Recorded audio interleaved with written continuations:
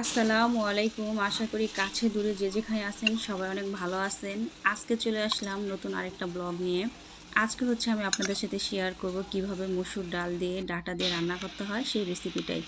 চলুন এর প্রস্তুতি প্রণালী শুরু করা যাক। এখানে আমি এক মোটা ডাটা নিয়ে নিছি। এখন ডাটার যে পাতাগুলো ওইগুলো আমি এখন ছিঁড়ে নিব। এটা আমি আরেকদিন ভাজি করে খাবো। ডাটা শাকগুলো ভীষণ কচি ছিল, তাই এখন এগুলো আমি ছিঁড়ে নিছি। দেখুন কতটা সুন্দর। এগুলো এখন আমি একটা সাইডে রেখে দিব। এখন ডাটাগুলো এগুলো আমি কেটে নিব সুন্দর করে। কাটা হয়ে গেছে, এগুলো আমি কেটে ধুয়ে এখানে নিয়ে নিছি। আপনাদের দেখাচ্ছি কিভাবে কাটতে হবে। চুলা একটা হাঁড়ি বসিয়ে দিচ্ছি। এখন ডাটাটা হালকা আমি একটু ভাপ দিয়ে নিব। ডাটার যে কষ ওইটা চলে যাবে, তাহলে ডালের যে কালারটা ওইটা খুব সুন্দর হবে। আপনারা আমার এই টিপসটি ফলো করতে পারেন। আমি এখানে 1 কাপ মসুর ডাল নিয়ে নিছি। 15 মিনিট আগে ধুয়ে ভিজিয়ে রাখছিলাম।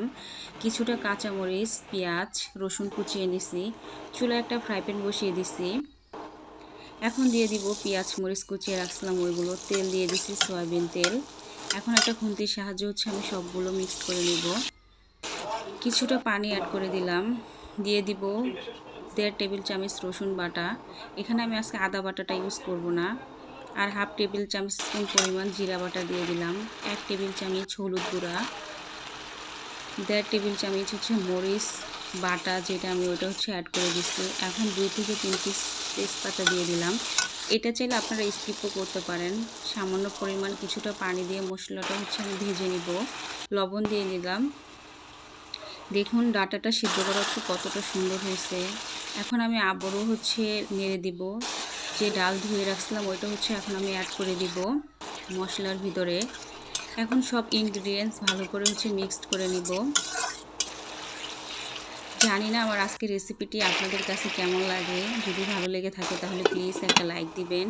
আর হ্যাঁ, যারা আমার ভিডিও দেখেন কিন্তু আমার চ্যানেলটা সাবস্ক্রাইব করেন নাই, প্লিজ সবাই একটু করে সাবস্ক্রাইব করে দিবেন।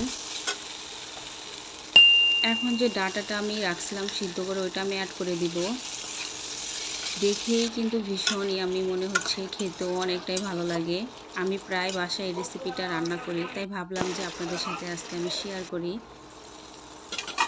5 মিনিটের জন্য ঢাকনা দিয়ে ঢেকে রাখছিলাম। এখন ঢাকনা খুলে আমি আবারও একটু নেড়ে দিব।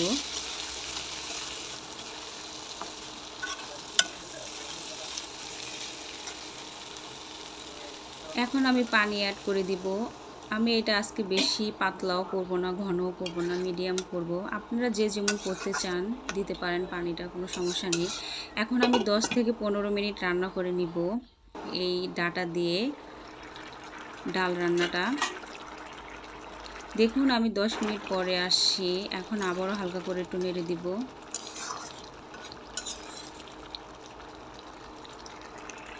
আমার রান্না শেষ হয়ে গেছে। এখন আমি চুলা থেকে নামিয়ে ফেলবো। আমি এরকমই রাখবো। চুলা থেকে নামিয়ে ফেলছি। এখন আমি পরিবেশন করব। একটা প্লেটে আমি নিয়ে নিচ্ছি। আর হ্যাঁ, আমার আজকের রেসিপিটি কেমন লাগছে, যদি ভালো লাগে অবশ্যই আপনাদের কমেন্ট করে জানাবেন আপনাদের মতামত। আর হ্যাঁ, আপনারা ওইভাবে বাসায় ট্রাই করবেন আমার রেসিপিটি ফলো করে। আমি চেষ্টা করেছি খুব অল্প উপকরণে কিভাবে সিম্পলভাবে ডাটা দিয়ে ডাল রান্না করতে হয় সেই রেসিপিটি। আশা করি ভিডিওটি কেউ স্কিপ করবেন না, প্লিজ অনুরোধ রইল সবাই আমার ভিডিওটি ফুল ওয়াচ করবেন। যদি ভালো লাগে তাহলে একটা কমেন্ট করবেন। এরকম মজার মজার রান্না ও নিত্য নতুন রেসিপি পেতে সবাই প্লিজ আমার চ্যানেলটা সাবস্ক্রাইব করে রাখবেন, পাশে থাকা বেল বাটন প্রেস করবেন। যারা এতক্ষণ আমার সাথে থেকে আমার ভিডিওটি দেখতেছেন তাদেরকে অসংখ্য ধন্যবাদ। এভাবে আমার পাশে থাকবেন। Thank you for watching my video. Okay, আল্লাহ হাফেজ।